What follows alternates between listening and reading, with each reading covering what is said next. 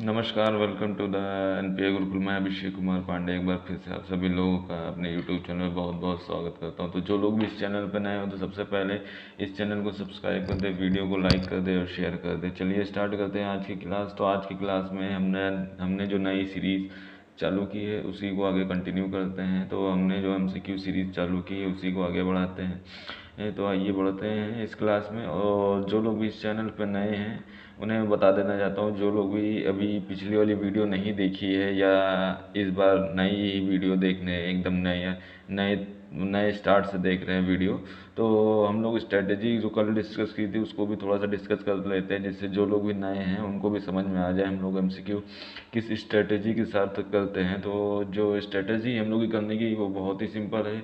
सबसे पहले जो एमसीक्यू दिए होंगे उनमें 4 option A B C D होंगे, ठीक है ना। उसमें सबसे पहले हम लोग को क्वेश्चन पढ़ना है। सबसे पहला काम क्वेश्चन को अच्छे से पढ़ना है, सबसे पहला काम जब बहुत ज़रूरी, एक भी वर्ड आपका स्किप नहीं होना चाहिए।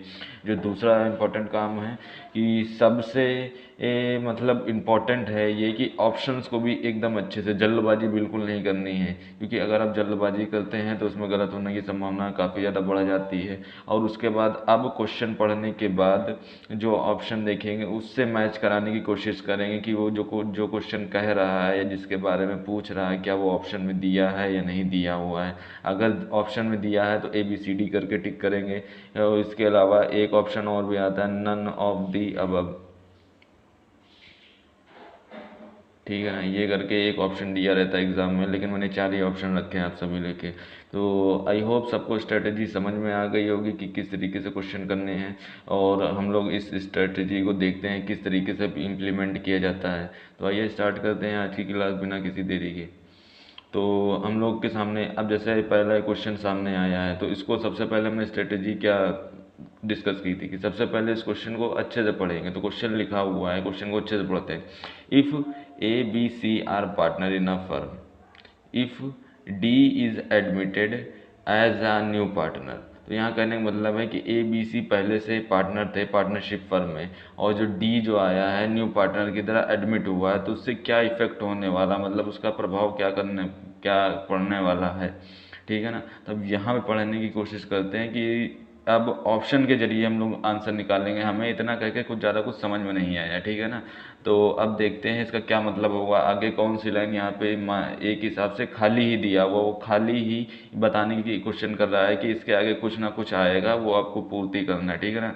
वहाँ पे भरना है, फिल करना है, fill in the blanks type का। तो पहला जो ऑप्शन दिया हुआ है, ओल्ड फर्म इज डिजॉल्व, तो ये फर्म डिज़ोल्व हो जाएगी जब नया पार्टनर इंटर करेगा।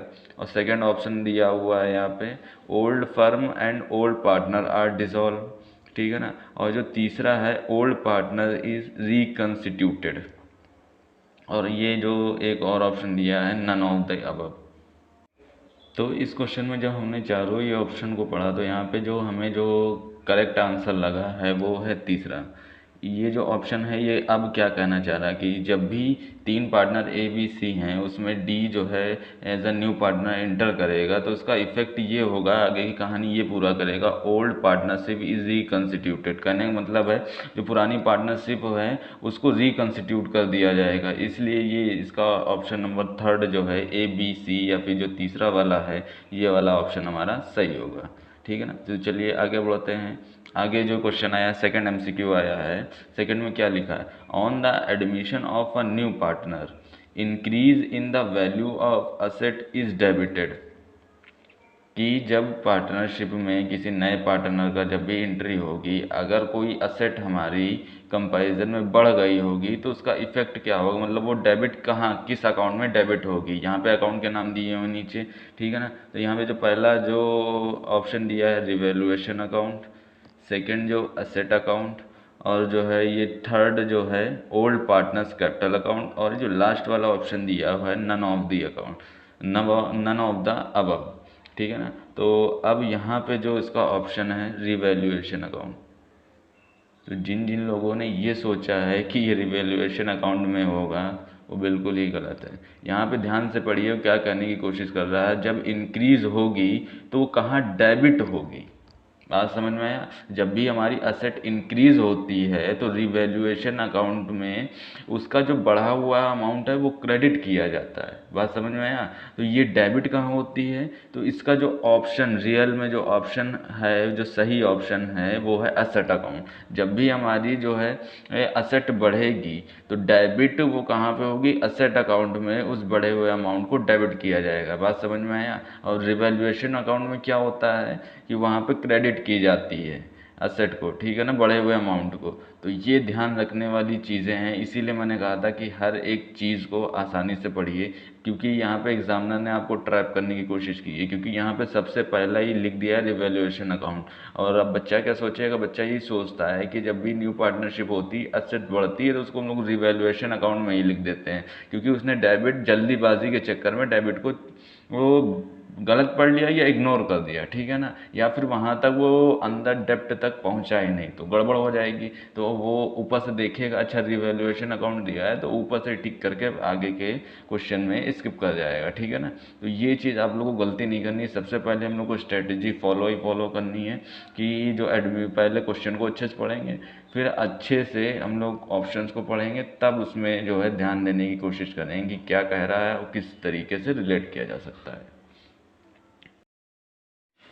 अब नेक्स्ट एमसीक्यू की तरफ बढ़ेंगे, तो जो नेक्स्ट एमसीक्यू है वो क्या कर रहा है, अब इसको अच्छे से पहले हम लोग क्वेश्चन को स्ट्रेटेजी फॉलो करें। सबसे पहले अच्छे से पढ़ना। On the admission of a new partner the decreases in the value of assets debit to. यहाँ पे कहने का मतलब है जो वैल्यू है अगर डेबिट होती है तो अब वो कहाँ जाने वाली है, ठीक है। अगर वैल्यू डिक्रीज होगी तो जो सबसे पहला है ऑप्शन दिया एसेट अकाउंट, फिर PL and loss account, PL and loss adjustment account, sorry, old partners account और old partners current account.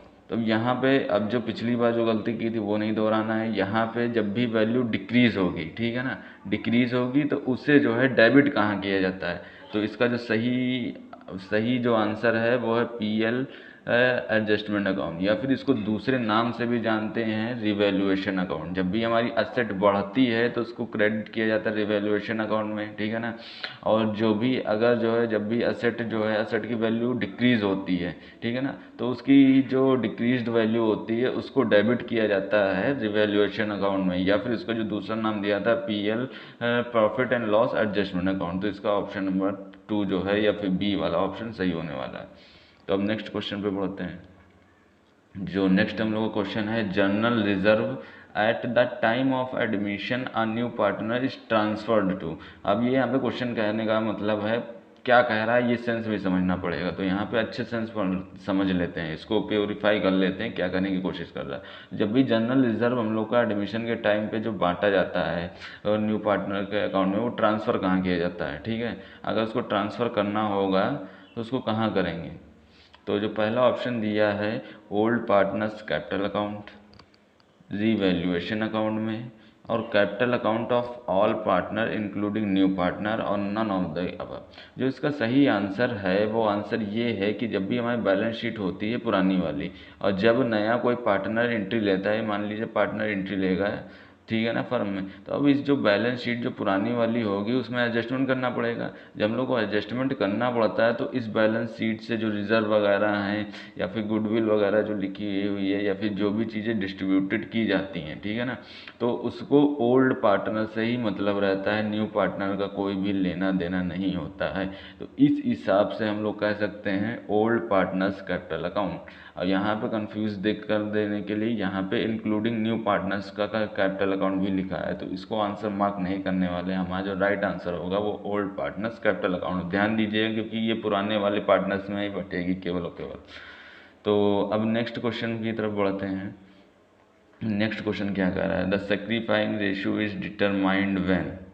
सेक्रीफाइंग ratio कब निकाला जाता है, ये बहुत ही इजी आंसर क्वेश्चन है मतलब। और यहाँ पे आंसर है death of a partner, admission of a partner, retirement of the partner, और जो है नन ऑफ दी अबव। तो इसका जो आंसर है वो एडमिशन ऑफ अ पार्टनर होता है, क्योंकि जब भी वो जब भी एडमिशन लेता है कोई पार्टनर पार्टनरशिप में, तो पहले ही बताया जा चुका है कि जो पुराने होंगे, पुराने वाले कुछ ना कुछ अपना हिस्सा अपने पास से उसको देते हैं। मान लीजिए 100 रुपये का पहले प्रॉफिट हो रहा था, ये ए और बी पहले से ही 100 रुपये को जो है डिस्ट्रीब्यूट कर ले रहे थे। 100 रुपये हो रहा था, अब सी जो है जो इंटर करेगा, तो ये भी अब भी 100 रुपये का प्रॉफिट हो रहा है। जब अब भी 100 रुपये का प्रॉफिट हो रहा है, तो ये हिस्सा इसी में से तो ले रहा है, यानी इन दोनों का हिस्सा कम हो रहा है, यानी ये लोग सेक्रीफाइस कर रहे हैं। जब सेक्रीफाइंग कर रहे होंगे तो ये जो गुडविल वगैरह लाएगा उसको इसी के अमाउंट इन्हीं दोनों में बांटा जाएगा। तो इसीलिए सेक्रीफाइंग रेशियो कब निकालते हैं, जब हम लोग के जो है पार्टनरशिप का एडमिशन हो रहा था। आई होप पूरी बात क्लियर होगी। अब नेक्स्ट क्वेश्चन की तरफ बढ़ते हैं। जो नेक्स्ट क्वेश्चन है, profit and loss on the revaluation is borne by, ठीक है ना। जो भी पार्टनर्स के जो भी प्रॉफिट एंड लॉस होते हैं, वो उसको किसके द्वारा जो है रिवैल्यूएशन के बांटा जाता है। तो बहुत ही ये आसान क्वेश्चन है। मैंने बताया था जो भी चीज़ें पहले होंगी या फिर जो बैलेंस शीट से रिलेटेड होंगी, जो घटेगा बढ़ेगा वो ओल्ड पार्टनर से भी बांटा जाता है। तो इसका डायरेक्ट आप आंसर मार्क कर सकते हैं ओल्ड पार्टनर्स, ठीक है ना। तो इसका आंसर 6 वाले का क्या होने वाला है, ओल्ड पार्टनर्स में बांटा जाता है। कभी कंफ्यूज नहीं होइएगा। Excess of credit side over the debit side of the revaluation account is, मतलब यहाँ पे कहने का मतलब है, क्वेश्चन कह रहा है जब भी क्रेडिट साइड रिवॉल्यूशन में हमारा बड़ा होगा डेबिट साइड से, ठीक है ना, तो इसका जो डिफरेंस आएगा वो क्या होगा, ठीक है ना। तो सिंपल सी बात है, जब भी जो है क्रेडिट साइड बड़ा होगा डेबिट साइड से, तो हम लोग का जो है प्रॉफिट आने वाला है। यहाँ पे गेन, लॉस और एक्सपेंडिचर आप लोग को बता देना चाहेंगे कि प्रॉफिट और गेन वोकैब में एक जैसी चीज़ है, ठीक है ना, कि दोनों का मतलब सेम ही होता है कि जो है जब भी डेबिट साइड हमारी कम है, खर्चे कम है और हमारा इनकम ज़्यादा है।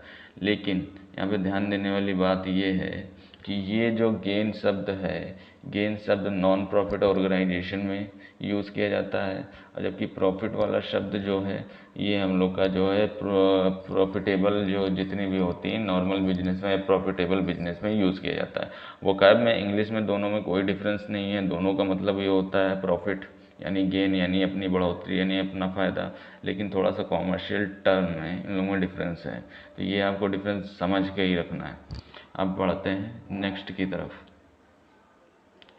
जो नेक्स्ट क्वेश्चन है question number 8, on the admission of a new partner.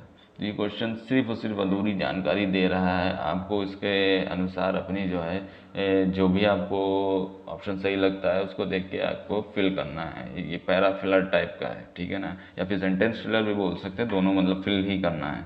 तो यहाँ पे कहने का मतलब है कि इस क्वेश्चन को आप काफ़ी अच्छे से ध्यान से पढ़ने की बारी है, क्योंकि ऐसे ऑप्शन काफ़ी गलतियाँ हम लोग से करा लेते हैं। तो पहला ऑप्शन पढ़ेंगे हम लोग, ओल्ड फर्म इज डिजॉल्व, ठीक है। सेकंड वाला ऑप्शन पढ़ते हैं, both partnership and firm are dissolve, ठीक है। और थर्ड ऑप्शन है यहाँ पे, old partnership was has to be dissolve. और यहाँ पे कहने का मतलब है, नाइदर पार्टनरशिप और नॉर फर्म इज डिजॉल्व। देखिए फर्म कभी डिज़ोल्व नहीं होती है। जब फर्म डिज़ोल्व होगी तो कहने का मतलब है आपकी पार्टनरशिप डिज़ोल्व हो जाएगी, और पार्टनरशिप डिज़ोल्व होने का मतलब ये है कि आपकी जो फर्म है वो डिज़ोल्व नहीं हुई। दोनों में फ़र्क है, ठीक है ना। ये फ़र्क आपको पार्टनरशिप में अच्छे से पढ़ाया जाएगा, तब उसमें ये चीज़ें अच्छे से क्लियर होंगी। फिलहाल आप ये समझ लीजिए, अगर पार्टनरशिप का डिज़ोल्व होता है तो उस पर फर्म के कोई इफेक्ट नहीं पड़ेगा, ठीक है। और जब फर्म का डिज़ोल्व हो जाता है तो पार्टनरशिप अपने आप डिसोल्यूशन मान ली जाती। तो यहाँ पे कहने का मतलब है, जब भी ए बी सी मतलब कितने भी पार्टनर हो, कोई नया पार्टनर एडमिशन लेता है तो उसका कहने का मतलब सिर्फ और सिर्फ जो है पार्टनरशिप का डिज़ोल्व होता है, ठीक है ना। तो ये जो ऑप्शन है यहाँ पे हम लोग का ऑप्शन नंबर सी। और आप लोग यहाँ से काफ़ी जो है मिलता जुलता है, ओल्ड फिल्म इज डिजॉल्व, तो फर्म के चक्कर में इसको ऑप्शन आप क्लिक मत कर दीजिएगा, ठीक है ना, क्योंकि पार्टनरशिप डिजॉल्व होती है। क्यों होती है मैंने रीज़न बता दिया आप सभी लोग को। और जो ये नया पॉइंट है, नया एमसीक्यू है 9 नंबर का, reputation of a business measured in the term of money is. ये काफ़ी इजी क्वेश्चन है, ये एकदम बेसिक क्वेश्चन है, मैंने बेसिक टर्म में इसको काफ़ी अच्छे से डिस्कस किया हुआ है। और यहाँ पे ये जो है लैंग्वेज में क्या कहने की कोशिश कर रहा है इसको अच्छे से समझ लेते हैं। इसका कहने का मतलब है कि जो भी हमारी बिजनेस की रेपुटेशन है उसको जब मनी में कैलकुलेट किया जाता है, मनी में उसको जो है मेज़र किया जाता है, तो उसको जो एक स्पेसिफिक वर्ड होता है वो क्या कहता है, उसको स्पेसिफिक वर्ड में क्या कहते हैं। तो सिंपल सी बात है, तो यहाँ पे जो पहला ऑप्शन दे रखा है वो गुडविल है, दूसरा ऑप्शन दे रखा है कैपिटल, तीसरा कॉपीराइट और चौथा है इनकम। तो इसका बहुत ही आसानी से हमें, मुझे लगता है कि जो भी कॉमर्स पढ़ रहा है उसे 100% ही पता ही होना चाहिए, और जिनको नहीं पता है वो याद रख लो, उसको गुडविल बोलते हैं। कि आपकी पहचान को अगर पैसे में कन्वर्ट किया जाएगा तो उसे गुडविल बोलेंगे। तो आज का जो लास्ट क्वेश्चन है वो ये है, gain ratio is calculated at the time of partner. ठीक है ना, गेनिंग रेशियो को जो है किसके, मतलब गेनिंग रेशियो को किस टाइम पे जो है कैलकुलेट किया जाता है। तो मैं चाहूँगा, मैं आंसर आपको बता सकता हूँ, लेकिन मैं चाहूँगा आप भी थोड़ा बहुत एफर्ट लगाएं। अगर आप तक अभी भी ये वीडियो आपने पूरी देखी है तो थोड़ा सा एफर्ट और कर लीजिए। इसका जो आंसर है वो कमेंट सेक्शन में ज़रूर दीजिएगा, ताकि मैं देखूँ कि कितने लोग इन्वॉल्वमेंट लेते हैं, कितने नए लोग मेरे साथ जुड़े हुए हैं जो जेन्युइनली पढ़ना चाहते हैं। जैसे आप लोग कमेंट करोगे तो मैं और अपनी मेहनत ज़रूर से ज़रूर बढ़ाऊँगा, आपको अच्छे से समझाने की कोशिश करूँगा। मैंने अपना काफ़ी 100% दिया हुआ है, अब मैं चाहता हूँ कि आप भी थोड़ा सा एफर्ट लगाएं। इस क्वेश्चन का जो आंसर है वो कमेंट बॉक्स में दें, ठीक है ना। और जो कुछ भी, कोई भी इस सेशन से रिलेटेड या पिछले सेशन से रिलेटेड कोई भी दिक्कत आई है तो आप कमेंट बॉक्स में बिल्कुल बताएं, उस चीज़ को ज़रूर से ज़रूर दूर किया जाएगा। और आज के सेशन में इतना ही रखते हैं। कल नेक्स्ट डे जब भी नेक्स्ट सेशन होगा तो आपके MCQs की सीरीज़ को आगे बढ़ाया जाएगा। आई होप आप सपोर्ट करेंगे और वीडियो को ज़्यादा से ज़्यादा शेयर करेंगे। थैंक यू आज के लिए।